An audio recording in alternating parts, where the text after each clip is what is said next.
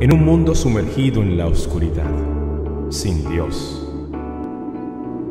donde el pecado ha cautivado el entendimiento, donde muchos viven en tinieblas y la mentira se ha convertido en su realidad, la palabra de Dios trae a nuestras vidas luz y verdad.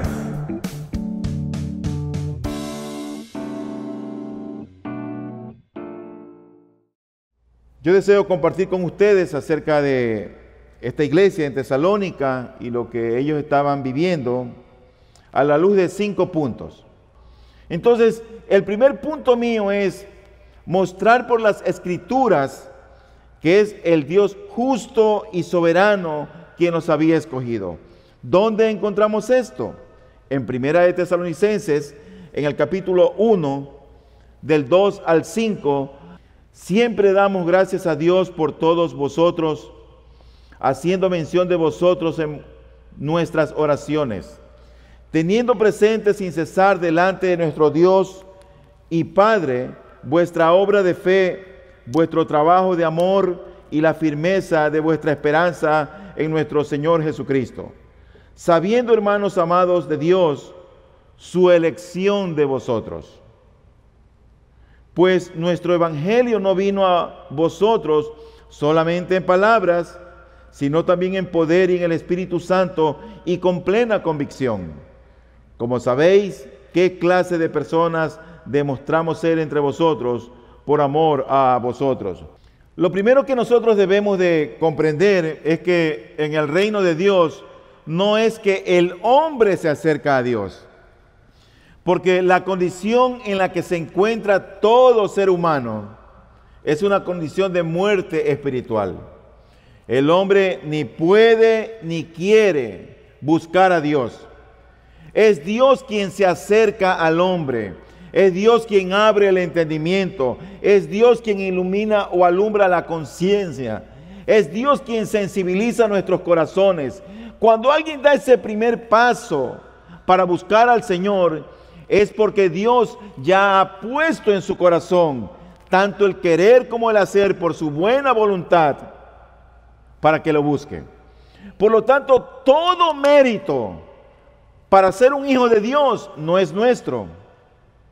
No pertenece a nosotros. La gente a veces piensa que ellos se pueden volver cristianos cuando ellos quieran. Eso no es así. La Biblia nos enseña vez tras vez por todo lugar que es Dios quien se encarga de seleccionar, de elegir, de escoger como Él quiere. No depende de nosotros, porque la condición espiritual en la que nos encontramos es una condición de muerte espiritual. No estamos heridos, no estamos en coma, no estamos enfermos, estamos muertos espiritualmente hablando. Así dice Efesios capítulo 2, del versículo 1 en adelante. Por lo tanto, cuando nosotros vemos a esta iglesia, lo primero que debemos entender es que fue el Señor quien los eligió. Porque dice el versículo número 4, sabiendo, hermanos amados de Dios, su elección de vosotros.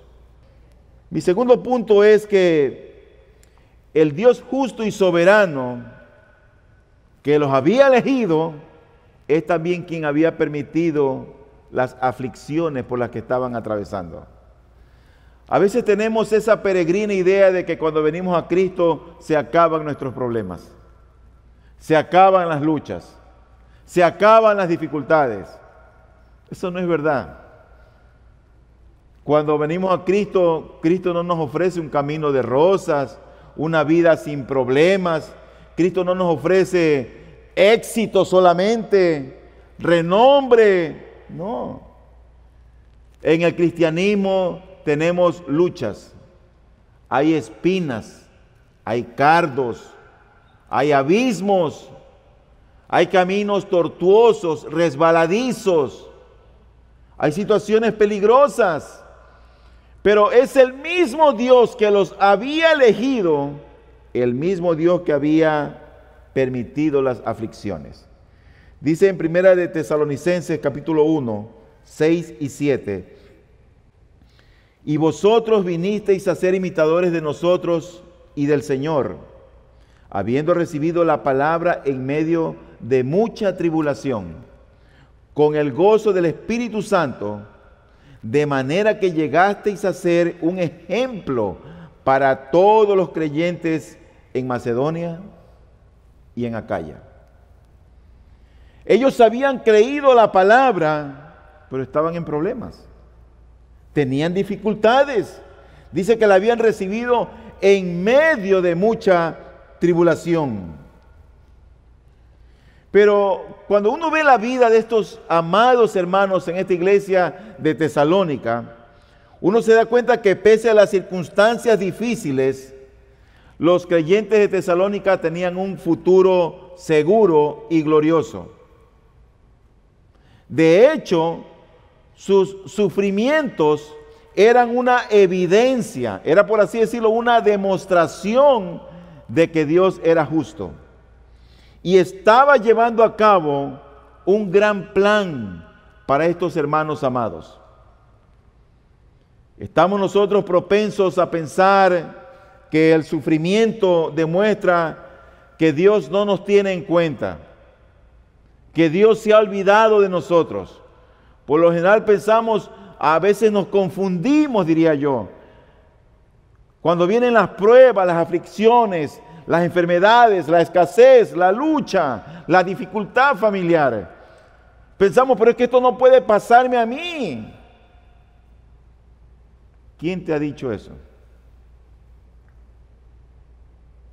En ninguna parte de las Escrituras dice que los cristianos somos inmunes. No recibimos una vacuna para los problemas. ¿Cuántos quisieran esa vacuna antiproblema? Pero la vacuna hay para la polio, hay para la tosferina, hay vacunas para la gripe ahora, pero no hay vacunas para los problemas. No somos inmunes a los problemas. En Filipenses capítulo 1, versículo 28 al 30, oiga lo que dice el apóstol Pablo, el mismo que escribió esta carta a Tesalónica. Él dice: porque a vosotros se os ha concedido por amor de Cristo no solo creer en Él, sino también sufrir por Él, sufriendo el mismo conflicto que visteis en mí y que ahora oís que está en mí. Mi hermano, estamos hablando del apóstol Pablo. Estamos hablando de un hombre que fue comisionado por el mismo Señor y Dios a llevar el evangelio a todo rincón del mundo de aquel entonces.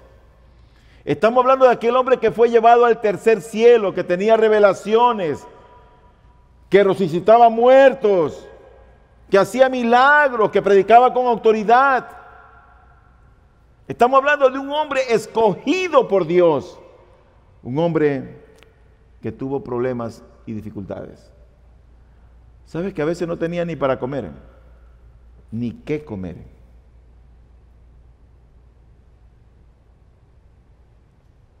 Ese es el evangelio. Y no solamente que estamos aquí por predicar pobreza, sino para presentar la verdad completa. Porque así como hay tiempos de escasez, hay tiempos de gloria. Dice la Escritura en Mateo capítulo 5, versículo 10 al 12. Bienaventurados aquellos que han sido perseguidos por causa de la justicia, pues de ellos es el reino de los cielos. Bienaventurados seréis cuando os insulten y persigan y digan todo género de mal contra vosotros falsamente por causa de mí. Regocijaos y alegraos, porque vuestra recompensa en los cielos es grande, porque así persiguieron a los profetas que fueron antes que vosotros. Ya como que el Señor Jesucristo mismo, en su primer discurso, en el sermón, en aquel famoso sermón del monte, Él ya está anticipando y Él está dando una bienaventuranza a aquellos que padecen por causa de Él. A veces uno viene a Cristo y parece ser que los problemas aumentan. A veces uno viene a Cristo y a veces el que te hace la guerra está en tu propia casa. Estás en tu propia casa. Por lo tanto, el mismo Dios que los había escogido para salvación y para vida eterna, es el mismo Dios que estaba permitiendo las aflicciones para ellos. Es el mismo Dios. No era un Dios diferente. Pero en tercer lugar, el Dios justo y soberano obra con justicia sobre los malvados. Obra con justicia. En 2 de Tesalonicenses, capítulo 1, versículo 6, dice lo siguiente. Dice, porque después de todo, es justo delante de Dios retribuir con aflicción a los que os afligen. Estos hermanos estaban siendo perseguidos, afligidos y oprimidos por gente perversa, mala y cruel. Gente que era enemiga del Evangelio. Gente que no creía en Dios. Dice el versículo número 8 de 2 de Tesalonicenses 1. Dice que Dios dará retribución a los que no le conocen, dando retribución a los que no conocen a Dios y a los que no obedecen al Evangelio de nuestro Señor Jesucristo. Dios les va a pagar, en otras palabras, con la misma moneda. Con la misma moneda. Versículo 9. Estos sufrirán el castigo de eterna destrucción, excluidos de la presencia del Señor y de la gloria de su poder. Dios pagará con aflicción a los perdidos. Eso es ciertísimo. Todo aquel que se encuentra lejos de Dios, un día se encontrará con Dios. Y para él está reservado la aflicción. La aflicción. Ciertamente el malvado que persigue al piadoso, por lo general no recibe su pago justo en esta vida. Por lo general. Por lo general no lo recibe. Hay gente que es perversa, que es mala, y tú los ves que prosperan, que tienen salud, que les va bien, que tienen éxito. Es como que no pasa nada con ellos. Por eso la prosperidad aparente del impío y las aflicciones del piadoso ha sido para muchos cristianos un problema de entender. ¿Cómo puede ser posible que este sea un cristiano y esté tanto padeciendo? ¿Cómo puede ser posible que esta sea una cristiana y tanto sufra? Bueno, Dios es soberano. Hay cristianos con diabetes. Hay cristianos con cáncer. Hay cristianos pobres. Hay cristianos débiles o enfermizos. También los hay sanos. También los hay fuertes. También los hay robustos. Pero por lo general, cuando alguien es malo, cruel o perverso, por lo general, esas personas, tú los ves que les va bien, como que no hay juicio de Dios sobre ellos. Y eso a veces confunde a la gente. Por ejemplo, Jeremías, en el capítulo 12, versículo 1, parece ser que tenía esta confusión. Y Jeremías le pregunta al Señor, le dice en el versículo 1 de Jeremías 12, justo eres tú, oh Señor, cuando a ti presento mi causa. En verdad, asunto de justicia voy a discutir contigo. ¿Por qué prospera el camino de los impíos y viven en paz todos los que obran con perfidia? Esa era la pregunta que le tenía a Dios. El profeta Jeremías, ¿por qué prospera el camino de los impíos? Pero también fue esa una pregunta, una interrogante, o un entendimiento del salmista David en el Salmo 34, en el versículo número 19, muchas son las aflicciones del justo. pero de todas ellas lo libra el Señor. Muchas son las aflicciones del justo, pero la gracia está que de todas ellas lo libra el Señor. De todas ellas. Cuando empezó la iglesia primitiva, el Señor ya no estaba con ellos. Ya no había quien los anime, quien los conforte, quien los exhorte. Ya no estaba el Señor con ellos, pero estaba el Espíritu Santo. El Espíritu Santo descendió en Pentecostés y estos hombres que eran cobardes, que habían abandonado al Señor Jesucristo, que habían huido dejándolo solo, ahora se enfrentaban a las autoridades, estaban dispuestos a ir presos, dispuestos a ir a la muerte, dispuestos a predicar el Evangelio. Y cuando empiezan con ese valor a predicar de Cristo, se encuentran con las autoridades romanas, con los judíos enemigos de Cristo, y viene una persecución contra la iglesia primitiva allá en Jerusalén. Y en Hechos capítulo 14, versículo 22, dice la Escritura: fortaleciendo los ánimos de los discípulos, exhortándolos a que perseveraran en la fe y diciendo: es necesario que a través de muchas tribulaciones entremos en el reino de Dios. Qué interesante, ¿eh? Qué diferente a ese evangelio de la televisión. Qué éxito, todo te va a ir bien. Pero tú no oyes que los cristianos tenemos aflicciones y tribulaciones. Pero de todas ellas nos librará el Señor. Es necesario que a través de muchas tribulaciones entremos en el reino de Dios.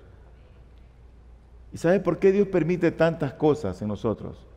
Yo creo que porque no somos perfectos. Creo que esa es como la manera como el Señor va puliendo nuestro carácter. Por eso que te manda la enfermedad.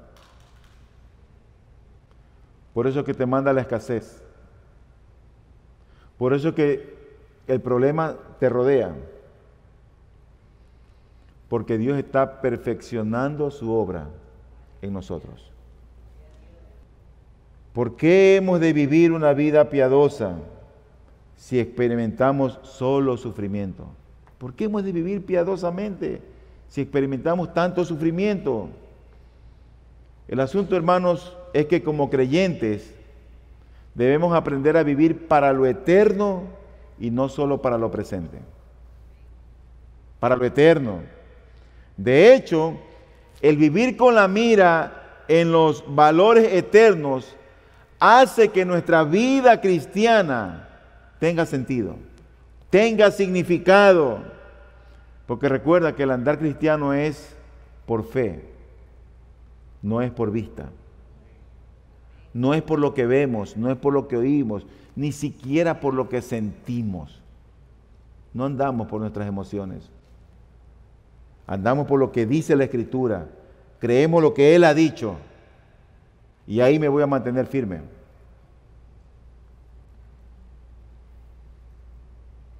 Se cuenta que habían dos agricultores. El uno era un creyente y el otro era un ateo. Y cuando llega en septiembre, la época de la cosecha de lo que tenían sus sembríos, el ateo le dice: ¿y tú no es que decías que hay que mantenerse cristiano para que Dios nos bendiga?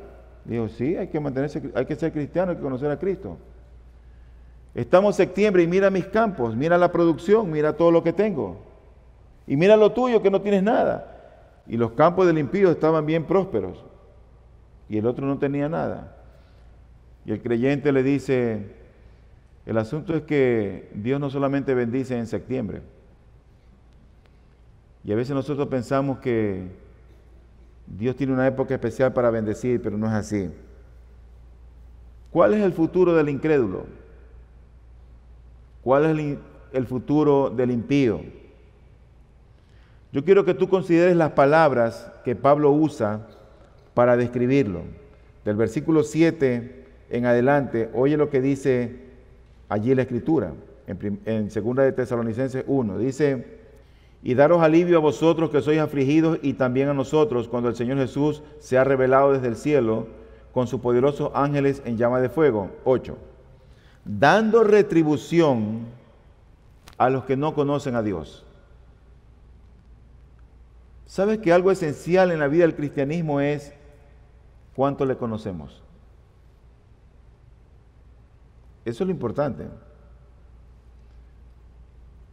Dijo el profeta Jeremías: no se alabe el rico en sus riquezas, no se alabe el sabio en su sabiduría. Si alguien se hubiera de alabar, alábese en entenderme y en conocerme. Cada vez que uno viene y se expone a la palabra del Señor, yo creo que un poquito más uno conoce de Dios. De ese Dios santo, misericordioso, justo, bueno, de ese Dios bíblico. Porque a veces nosotros lo que hacemos es que tenemos un Dios formado a nuestra imagen. No, que yo creo que Dios no va a permitir esto. Y tenemos al Dios conforme a nuestro entendimiento, conforme a nuestro placer. Pero ese Dios justo y santo dice que va a dar retribución a los que no conocen a Dios. Mira lo que dice: va a retribuir a los que no conocen a Dios. Luego dice: y a los que no obedecen al Evangelio de nuestro Señor Jesús. Mira esas categorías que están allí. No lo conocen y no obedecen. Versículo 9. Estos sufrirán el castigo de eterna destrucción, excluidos de la presencia del Señor y de la gloria de su poder. Excluidos. En otras palabras, cuando Dios paga al impío, o cuando Dios le paga al creyente, le paga con la misma moneda. Porque la ley de la cosecha opera en la historia de la humanidad. La Biblia dice que todo lo que el hombre siembra, eso cosecha. Muchas veces las cosas que tú puedes estar ahora mismo padeciendo, probablemente, no digo que siempre, pero probablemente sea el resultado de lo que has sembrado. ¿Te acuerdas de Amán? Amán y Mardoqueo, en la época de Ruth. Amán organizó un complot para exterminar a los judíos. Y tú sabes cómo terminó Amán, ¿no es cierto? Él y sus hijos fueron los que terminaron siendo exterminados. Es justo que Dios juzgue el pecado y condene al pecador. Es justo, ya que Dios es santo, Él no puede pasar por alto el pecado. Él no puede pasar por alto el pecado. La gente dice: yo no puedo creer que un Dios de amor, que un Dios de misericordia, juzgue a los pecadores y envíe a la gente al infierno. Es que así tiene la gente, tiene idealizado a un Dios en sus mentes, conforme a sus emociones. Pero estas personas por lo general no entienden ni la santidad de Dios, ni lo horrendo del pecado. No lo entienden. Mientras que es verdad que Dios es amor, también es verdad que Dios es luz. Es luz. Y que por su santidad tiene que castigar al pecado. Ahora, en este texto que acabamos de leer, en el versículo número 8, dice: dando retribución a los que no conocen a Dios. No se debe confundir la palabra retribución con la palabra venganza. El propósito de la retribución es satisfacer las santas leyes de Dios. Pero el propósito de la venganza es apaciguar el rencor de una persona. ¿Sabes que por eso el Señor nos da, cuando nos transforma a nosotros, Nos da esa capacidad para amar, pero también nos da la capacidad para perdonar. Así que si ese es tu caso y hay rencor en ti por alguien, pídele al Señor que cambie tu corazón. Cuida tu corazón. Dios no guarda rencor en contra de los pecadores. Por el contrario, Dios envió a Jesucristo su Hijo a morir por ellos. Y les ruega al pecador que se vuelvan a Él. Pero si los pecadores prefieren no conocer a Dios ni obedecer al Evangelio, no hay nada más que Dios pueda hacer sino juzgarlos. No hay nada más. No hay nada más. En cuarto lugar, así como Dios retribuye al pecador, ese mismo Dios justo y soberano dará alivio a los fieles. Dará alivio a los fieles. Qué precioso. Versículo 7 dice, y daros alivio a vosotros que sois afligidos, y también a nosotros. Pablo habla porque él está junto con Silvano y Timoteo, Silas y Timoteo, y daros alivio a vosotros que sois afligidos, y también a nosotros, cuando el Señor Jesús se ha revelado desde el cielo con sus poderosos ángeles en llama de fuego. El Dios justo y soberano, que los había elegido, que había permitido la aflicción, que castigaba a los que los perseguían, era el mismo Dios que les iba a traer alivio a estos creyentes perseguidos. Alivio. La palabra alivio quiere decir reposo. Reposo. Quiere decir liberación. Es decir, alguien que no está bajo presión. Y es lo opuesto a tribulación. Esa palabra reposo o alivio describe la acción de un arco que tiene una cuerda.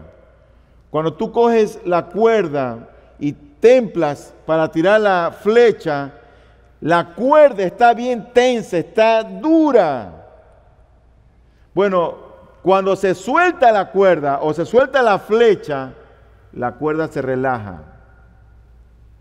Ese es el sentido de lo que quiere decir esa palabra, alivio. Soltar la cuerda de un arco, quitar la tensión, soltar la cuerda. Y en esta vida, el pueblo de Dios está presionado, está abrumado sobremanera, bajo la prueba, bajo la persecución. Pero cuando uno ve a Cristo, uno es liberado de aquellas cargas que nos oprimen. Y no tenemos nosotros que temer el fuego y la ira y el juicio de Dios. No hay que temer, porque Dios ya ha juzgado nuestros pecados en el Calvario. Dios ya los juzgó. Ahora, ¿qué depara el futuro para el perdido? Bueno, le espera el castigo y el juicio eterno. Dice el versículo 9, estos sufrirán el castigo de eterna destrucción, mientras que los salvos van a gozar del reposo y de las glorias del cielo. Los perdidos estarán separados de Dios, mientras que los salvos, ¿sabes?, verán el rostro de Dios. Dice la Escritura en Apocalipsis 22:4, ellos verán su rostro y su nombre estará en sus frentes. Claro, el rostro de Cristo, el rostro de aquel que vino y murió por nosotros en la cruz del Calvario. Hay algunas sectas falsas que han tratado de diluir el significado de eterna perdición, porque dice el versículo 9, estos sufrirán el castigo de eterna destrucción. Hay algunos que han tratado de diluir este pasaje de las Escrituras, diciendo que significa sufrimiento temporal o aniquilación total. Pero no es ni la una ni la otra. No es ni sufrimiento temporal, ni es aniquilación total. Imagínate a alguien que sea perverso, mal y cruel en esta vida y que después, no, el Señor lo elimina y lo borra del mapa. Qué fácil sería eso, ¿no es cierto? Pero la Biblia no habla de aniquilación total. La Biblia habla de castigo eterno. La frase significa juicio eterno. No importa cómo dichas sectas traten de torcerlo o negarlo. El texto nos dice, estos sufrirán castigo de eterna destrucción. O sea, por los siglos y los siglos seguirán sufriendo. Finalmente, ¿cuál es el propósito final del Dios justo y verdadero? ¿Cuál es el propósito final? Ahora, ponte a pensar una vez más. Dios elige a los tesalonicenses. Permite que tengan prueba a los tesalonicenses. Castiga a los que los persiguen. Les da alivio a ellos. Y uno se pregunta, ¿para qué? ¿Cuál es el propósito de Dios? Eso lo dice el versículo 11 y 12. Dice la Escritura, con este fin también nosotros oramos siempre por vosotros, para que nuestro Dios os considere dignos de vuestro llamamiento y cumpla todo deseo de bondad y la obra de fe con poder, a fin de que el nombre de nuestro Señor Jesús sea glorificado en vosotros y vosotros en Él, conforme a la gracia de nuestro Dios y del Señor Jesucristo. Mira, Pablo, que había fundado esta iglesia, ocurre que estaba orando por estos creyentes. Cuando la Biblia dice con este fin, eso está haciendo mención al versículo que está anterior. El versículo anterior lo que está describiendo es la venida de Cristo. Lo que quiere decir es con este de fin, es decir, en vista de que Jesús va a retornar. Entonces, la perspectiva de la gloria futura, lo que Pablo está vislumbrando al futuro, lo que estos creyentes entendían del futuro eterno, era lo que motivaba al apóstol Pablo a orar por ellos. Nosotros nunca debemos de hacer a un lado la responsabilidad del presente por la esperanza del futuro. Al contrario, la esperanza futura debe animarnos a ser fieles. Y en su oración, Pablo pidió por estos creyentes lo siguiente. Mira lo que dice el versículo 11. Con este fin también nosotros oramos siempre por vosotros. ¿Y para qué oraba por ellos? Oiga, para que nuestro Dios os considere dignos de vuestro llamamiento. Dignos. En el capítulo 1, versículo 5 de Segunda de Tesalonicenses, Pablo dice, esta es una señal evidente del justo juicio de Dios, otra vez, para que seáis considerados dignos del reino de Dios. A mí me gusta ver siempre cuando llegan a la consulta jovencitos de 19, 20 años, y cuando yo los veo que vienen medio rapados, yo digo, este va a entrar o a la FAE, o a la policía, o a la marina. Entonces los regresan porque su visión es mala. Entonces ellos quieren operarse rápido con láser para poder ver bien, aprobar el examen, porque si tienen mala visión no entran. ¿Sabes que las instituciones tienen requisitos? Tienen que tener cierta altura, tienen que tener buena visión, tienen que aprobar las pruebas físicas y tienen que aprobar también unos exámenes.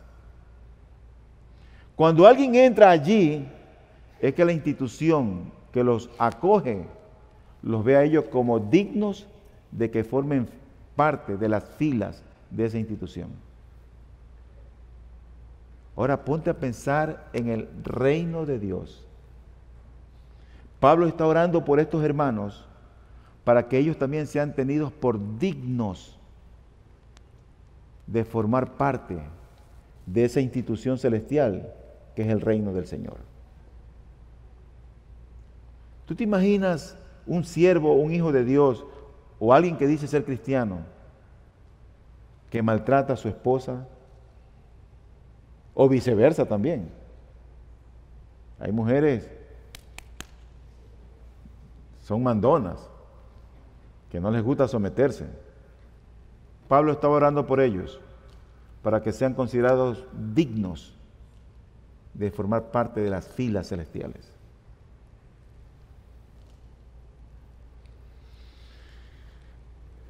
Pablo expresó su deseo de que fueran dignos del reino cuando entraran en la gloria futura en el versículo 5.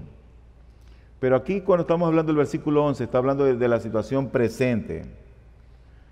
El llamamiento de Dios, ¿sabes cómo fue? En gracia y amor. En gracia y amor.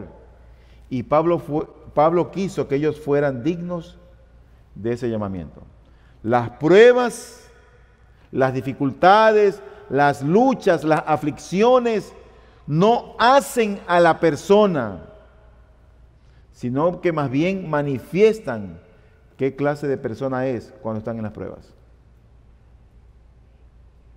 Hay personas que en las pruebas se desbaratan, se quedan sin piso. Dios permite a veces las pruebas para ver de qué material estamos hechos. Cuando es probada nuestra fe, es cuando realmente nuestro carácter sale a luz. ¿Quiénes somos? Ahí es que sale. Yo recuerdo siempre a alguien que decía que era cristiano y servía, cantaba, manejaba el carro de la iglesia, llevaba a los hermanos, los recogía. Y un muchacho de la iglesia, no era aquí por si acaso, eso era en Canadá. Un muchacho de la iglesia se enamora de la hija de él. Y el pastor de esa iglesia estaba a favor de esa relación. Pero el papá no sabía. Cuando el papá se entera, ese hombre se transformó. Yo que lo conocía y lo vi. Entonces el pastor va a hablar con él y poco faltó para que este hombre, un hombre bajito, se lanzara casi contra el pastor a pegarle. Y salieron palabras que yo... La verdad que me quedé, oye, pero este hombre en vez de resolver las cosas de otra manera. A veces las pruebas que tenemos es lo que permite ver el material del cual estamos hechos. En 1 de Pedro, capítulo 1, versículos 6 al 9, dice la Escritura: en lo cual os regocijáis grandemente, aunque ahora por un poco de tiempo, si es necesario, seáis afligidos con diversas pruebas. Oiga esto, para que la prueba de vuestra fe, más preciosa que el oro que perece, aunque probado por fuego, sea hallada que resulta en alabanza, gloria y honor en la revelación de Jesucristo, a quien sin haberle visto le amáis, y a quien ahora no veis, pero creéis en él, y os regocijáis grandemente con gozo inefable y lleno de gloria, obteniendo como resultado de vuestra fe la salvación de vuestras almas. Es verdad que Dios conoce nuestro corazón. Incluso Dios conoce nuestro corazón antes que venga a nosotros la prueba o la aflicción. Pero nosotros no conocemos nuestro propio corazón. Y otros tampoco lo conocen. ¿Tú sabes por qué? Por lo que mismo dice la Biblia. Nuestro corazón es perverso, corrupto y engañoso. ¿Quién lo conocerá? Solo Dios. Por eso cuando tú veas una mala obra de un impío, nada de lo que haga el impío tiene que sorprenderte. Nada. porque es impío. Nada tiene que sorprenderte. Pero si ese hombre, esa mujer, teme a Dios, ama a Dios, busca de Dios, eso también se va a notar. Eso casi hasta que se huele. Se va a notar. Debemos por eso pedirle a Dios que nos haga más dignos por medio de las pruebas que han de llegar a nuestras vidas. Pablo oraba para que estos hermanos sean tenidos como dignos de formar parte del reino celestial. Pero ¿por qué más oraba él? Mira lo que dice el versículo 11. Dice: con este fin también nosotros oramos siempre por vosotros, para que nuestro Dios os considere dignos de vuestro llamamiento y cumpla todo deseo de bondad y la obra de fe con poder. Él oraba para que la manera de obrar de ellos, esa manera de obrar en fe, sea al mismo tiempo con poder. Sea al mismo tiempo con poder. El carácter del creyente debe por lo general llevarnos a una conducta consecuente o conducirnos a una conducta consecuente. Pablo pidió que los creyentes de Tesalónica fuesen decididos, llenos del poder de Dios para hacer la voluntad de Dios. La obediencia y el servicio no es el resultado de talentos ni de esfuerzos humanos, sino del poder de Dios cuando confiamos en Él. Nosotros no podemos ser victoriosos en las tribulaciones si solo confiamos en nosotros mismos, pero podemos ser victoriosos cuando confiamos en Él. Finalmente, ¿por qué más oraba el Señor? Versículo 12. Dice allí: a fin de que el nombre de nuestro Señor Jesús sea glorificado en vosotros y vosotros en Él, conforme a la gracia de nuestro Dios y del Señor Jesucristo. Cristo será glorificado en sus santos cuando vengan con Él. Así dice el versículo 10. Cuando Él venga para ser glorificado en sus santos en aquel día.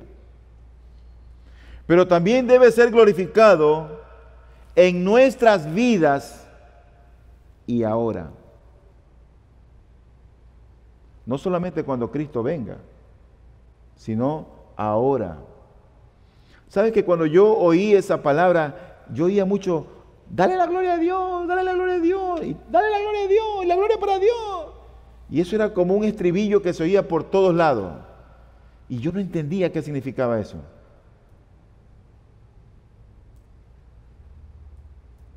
Muchas iglesias pentecostales lo tienen como un cliché solamente. La gloria para Dios.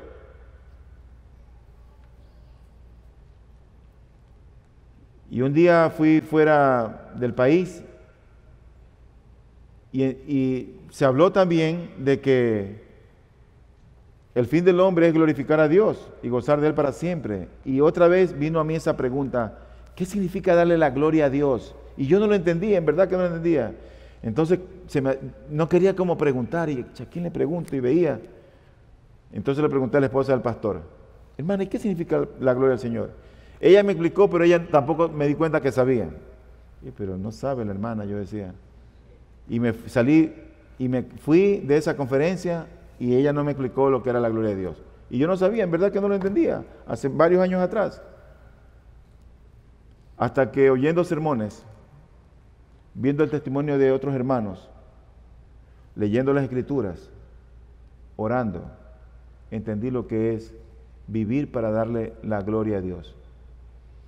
¿Sabe que yo creo que eso es tan sencillo como que otros vean en ti a Cristo? Punto. Como tú actúes, como tú pienses, que vean a Cristo. Él oraba para que Jesús sea glorificado en ellos. ¿Sabes que los incrédulos blasfeman el nombre del Señor?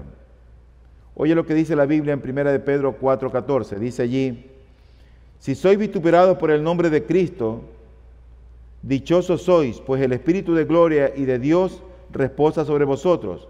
Ciertamente por ellos Él es blasfemado. ¿Por quiénes? Por estos impíos. Pero por vosotros es glorificado. ¿Y qué es lo que hace el cristiano? Glorifica al Señor en su manera de conducirse en la vida. Glorifica al Señor. Ahora entonces, tú me dirás, está bien, pastor, entiendo que uno tiene que dar a conocer a Cristo, que otros vean a Cristo en nosotros, nosotros somos glorificados en Él y Él en nosotros. Pero, ¿cómo lo hago? ¿Cómo es que ocurre esto? ¿Cómo es que funciona esto? ¿Cómo puede llevar a cabo esto? Versículo 12. A fin de que el nombre de nuestro Señor Jesús sea glorificado en vosotros y vosotros en Él, conforme a la gracia de nuestro Dios y del Señor Jesucristo. Es por la gracia de nuestro Dios y por Cristo Jesús. Eso no depende de ti. Si tú no conoces a Cristo, si Cristo no mora en tu corazón, si Él no te ha regenerado, tú no puedes glorificar al Señor. Ni Cristo puede ser glorificado en ti, ni tampoco tú en Él. Porque eso es algo que opera en sus hijos. Entonces, mi hermano, déjame traer una palabra de aplicación para ti. En medio de las pruebas que tú estés atravesando y las aflicciones, recuerda que tenemos un Dios consolador, que Él nos dice a nosotros, como se lo dijo a la iglesia tesalónica, que está para darnos alivio o reposo a nosotros cuando estamos afligidos. Porque el Dios a quien servimos es un Dios de consolación y de misericordia. Dios ha permitido esa aflicción en la iglesia de Tesalónica. Los escogió, les permitió pruebas, castigó a los malos, pero también trajo alivio a su iglesia. Así que Dios está siempre, hermanos, para aliviarnos. Pero probablemente tú que nos visitas hoy, mujer u hombre, no tienes alivio, ni tienes paz. No la vas a hallar esa paz ni ese alivio, aunque tus problemas se resuelvan. La verdadera paz está en Cristo. Esa verdadera paz está en el Señor. Ven a Cristo. Rinde tu vida al Señor. Entrégate por completo a Él. Entrega tu corazón, entrega tus pensamientos, entrega tu voluntad, entrega tus emociones. Ríndete a Él. Reconoce tu condición de vida que has tenido todos estos años, alejado de Dios, viviendo como tú quieres, no como Dios quiere, como tú quieres, haciendo tu voluntad, no la voluntad de Él. Todos estos años como tú has vivido, te has ido de viaje, te has casado, has tenido hijos, has hecho compras, has tomado carreras y todo sin consultar a Dios. Eso es vivir alejado de Dios. Considera tu vida como ha sido y vuélvete al Señor, pide perdón, porque Él está aquí siempre para perdonarnos, no está para condenarnos. Él quiere aliviarnos. Que Dios bendiga a los hermanos y que Dios salve a aquellos que no le conocen. Luz y Verdad llega hasta usted gracias al compromiso y trabajo de personas e instituciones por la causa del Evangelio. Para obtener más información sobre nuestro ministerio y el trabajo que realizamos, ingrese a nuestra página web www.ibpg.es. Deseamos que este mensaje de la palabra de Dios traiga a su vida luz y verdad.